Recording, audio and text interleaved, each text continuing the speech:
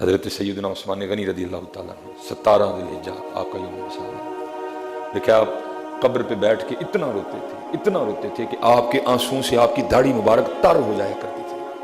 2 نوروں والی سرکار ہے جن کو حضور نبی علیہ السلام نے اپنی 2 صاحبزادیاں عطا فرمائی، اور کہا 2 ہی تھی، اگر زیادہ ہوتی تو ایک کر کے عثمان کے نکاح میں دے دیتا حضرت نے۔ اتنی شانوں والے صحابی، یہ وہ صحابی ہیں جنہوں نے نبی علیہ السلام سے جنت خریدی باقاعدہ، یہ وہ شانوں والے صحابی ہیں۔ اگر کوئی معاملہ ہوتا تو محبوب علیہ السلام حضرت عثمان کے پاس بھیجا کرتے تھے، جاؤ عثمان کے پاس۔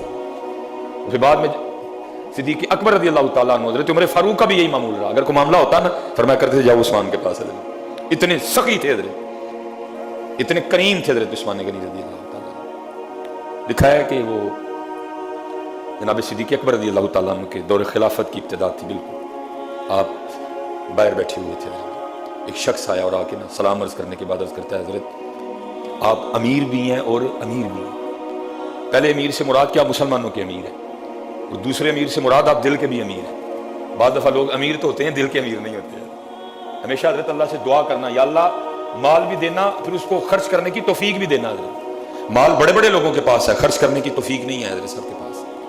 رو پڑتے ہیں لوگ جب اللہ کے راستے میں خرچ کرنے کی بات۔ ہمیشہ اللہ سے دعا کرنا، یا اللہ مال بھی دینا لیکن اس کو خرچ کرنے کی توفیق بھی دینا۔ آپ صدیق اکبر امیر بھی تھے اور امیر بھی تھے۔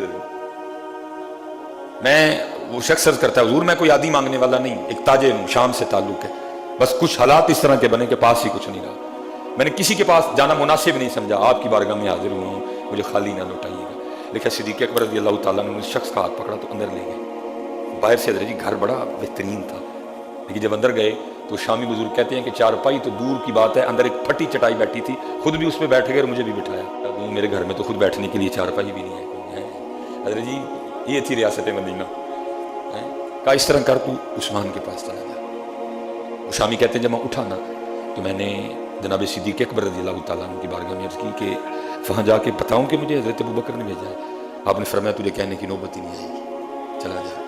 اب وہ شامی بزرگ کہتے ہیں جب میں حضرت عثمان غنی رضی اللہ تعالیٰ عنہ کے گھر پہنچا نا تو اب وہاں جا کے کیا سنتا ہوں، آپ اپنی بیوی اور بچوں کی تربیت فرما رہے ہیں، اور کیا کہہ رہے ہیں، یہ تم دودھ میں شہد ڈال کے کیوں پیتے ہو؟ خبردار آج کے بعد دونوں کو اکٹھا نہ کرنا، اگر شہد پینا ہے تو صرف شہد پیو، اگر دودھ پینا ہے تو صرف دودھ پیو، خبردار آج کے بعد دونوں کو اکٹھا نہ کیا جائے۔ اب وہ شامی بزرگ کہتے ہیں میں باہر کھڑا سن رہا تھا، میں نے کہا حضرت ابوبکر صدیق رضی اللہ تعالیٰ نے ان کے پاس بھیجا ہے، اور ان کا حال تو یہ ہے اپنی بیوی اور بچوں کی اس بات پہ بھی تربیت فرما رہے ہیں کہ تم دودھ اور شہد اکٹھا کیوں کرتے ہو؟ اگر دودھ پینا ہے تو اکٹھا علیحدہ پیو، تنہا پیو، شہد نہ ڈالو، اور اگر شہد پینا ہے تو دودھ نہ ساتھ ملاؤ، اکیلے پیو، مجھے کیا دیں گے؟ وہ شامی بزرگ کہتے ہیں میں واپس چل پڑا۔ اتنی دیر میں حضرت عثمان غنی رضی اللہ تعالیٰ عنہ اپنے کاشان مبارک سے باہر تشریف لائے، فراست والے لوگ تھے نا، مجھے بلا کے کہا بھائی اگر آیا تو بغیر ملے جا رہا ہے؟ کہتے میں واپس آیا، آ کے میں نے سلام عرض کی، سلام کا جواب بھی مرحمت فرمایا، ساتھ مسکرائے بھی، اور مسکرانے کی وجہ یہ تھی کہ سلام کے جواب دینے سے ان کو پتہ چل گیا کہ میرے محبوب کا امتی ہے، میرے محبوب کا امتی ہے۔ یعنی بھائی تجھے ذرا انتظار، بڑے لوگ بڑی باتیں، کہا تجھے ذرا انتظار کرنا پڑ گیا، میں ذرا اپنے بچوں کی تربیت کر رہا تھا، بتا کیسے آنا ہوگا، اور یہ کہہ کے نا اندر سے چارپائی منگوائی اور مجھے اس پہ بٹھا دیا، اور کہتے ہیں حضرت عثمان غنی رضی اللہ تعالیٰ عنہ کے گھر سے میری ضیافت کے لیے سب سے پہلے جو چیز آئی نا وہ دودھ میں شہد ملا ہوا تھا۔ کہتے اس کے بعد جو آیا وہ کھجوروں کا حلوہ آیا، مجھے کھلا کے پلا کے پھر پوچھتے ہیں بھائی کیسے آنا ہوا؟ کہتے میں نے عرض کی حضور میں ایک تاجر ہوں، کچھ معاملات اس طرح کے بن گئے کہ مجھ پہ بڑا قرض آ گیا، میں جناب صدیق اکبر کی بارگاہ میں حاضر ہوا، انہوں نے آپ کی طرف بھیجا، جب میں آیا نا تو آپ اپنے بیوی بچوں کی تربیت فرما رہے تھے کہ تم دودھ میں شہد ملا کے کیوں پیتے ہو، اگر دودھ پینا تو تنہا پیو، شہد پینا تو تنہا پیو۔ تو میں تو یہ سن کے واپس جا رہا تھا کہ جو بندہ صرف اپنے بچوں کو اس بات پہ ڈانٹ رہا ہے کہ 2 چیزیں جمع کیوں کرتے ہو تو مجھے کیا دے گا؟ لیکن حیرانگی کی بات ہے حضرت آپ کے گھر سے سب سے پہلے جو چیز مجھے پلائی گئی ہے وہ دودھ اور شہد ہی ہے، یہ کیا معاملہ ہے؟ پھر میں بچوں کو اس لیے ڈانٹ رہا تھا کہ عثمان کے پیسے اس لیے نہیں ہیں کہ صرف آل عثمان اس سے لطف اندوز ہو، بلکہ یہ پیسے تو میں نے اس لیے رکھے ہوئے ہیں کہ میرے محبوب کی امت پہ خرچ ہوں، اس لیے ان کو منع کر رہا تھا کہ دودھ بھی میٹھا ہے شہد بھی میٹھا ہے، دونوں کو کیوں ملاتے ہو؟ اگر دودھ پینا تو تنہا پیو، شہد پینا تو تنہا پیو، عثمان کے پیسے اس لیے نہیں ہیں کہ صرف عثمان کی اولاد اس سے لطف اندوز ہو، بلکہ یہ پیسے تو اس لیے ہیں میرے اللہ کی مخلوق پہ خرچ ہوں، میرے محبوب کی امت پہ خرچ ہوں حضرت، اس لیے ان کو کہہ رہا تھا، اور تجھے دودھ اور شہد اس لیے پہ ہے کیونکہ تو مہمان بھی ہے، تو میرے محبوب کا امتی بھی ہے۔ اچھا کہتے میں نے اب اپنا معاملہ آگے بتایا بھی نہیں، فرمانے لگے وہ 2 اونٹ میں نے تیرے لیے تیار کیے ہیں، سامان بھی ہے، پیسے بھی رکھوا دیے ہیں، ساتھ تیرے اور تیرے بچوں کے کپڑے بھی ہیں، جا لیتا جا. اور میں نے اس میں نا 4000 درہم بھی رکھوائے ہیں.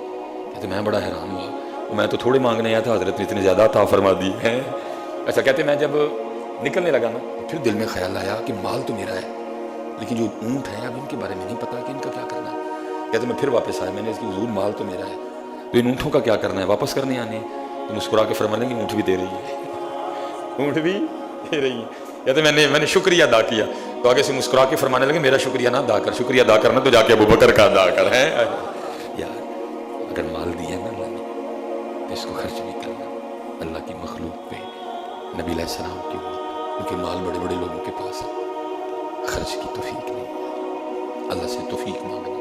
اور میں تو اکثر کہا کرتا ہوں امیرو وہ تمہارے لیے تو یاری بڑی سوکھی ہے، ہم غریبوں کے لیے تو بڑی اوکھی ہے. ہم تو روزے رکھیں گے، مجاہدے کریں گے، ساری رات شب بیداریاں کریں گے، پھر بھی پتہ نہیں یاری لگے گی کہ نہیں لگے گی. لیکن میرے محبوب نے فرمایا السخی حبیب اللہ، سخی اللہ کا دوست ہے. تمہیں تو اللہ نے کمال دے دیا، تم پتہ نہیں کیا کر رہے ہو. تم ایویں اس کو پکڑ کے رکھ رہے ہو. یاری لگاؤ اس کو اللہ کے راستے پہ خرچ کر کے، اللہ اور اللہ کے رسول کے لیے. تمہارے لیے تو بڑی آسان کر دی رب اللہ اور اللہ کے رسول نے. یہاں تو جان جائے گی پھر بھی پتہ نہیں دوستی لگے گی کہ نہیں لگے گی. فرمایا سخی حبیب اللہ، سخی دوست ہے اللہ کا. لگاؤ اللہ سے دوستی یار، اگر مال دیا اللہ اس کو خرچ کرو، غریبوں پہ خرچ کرو، یتیموں پہ خرچ کرو، فقیروں پہ خرچ کرو، مسکینوں پہ خرچ کرو، جو آپ کے نیچے لوگ کام کر رہے ہیں ان پہ خرچ کرو. اور یاد رکھنا سب سے بہترین جو سودا ہے نا وہ اسی ذات سے ہے.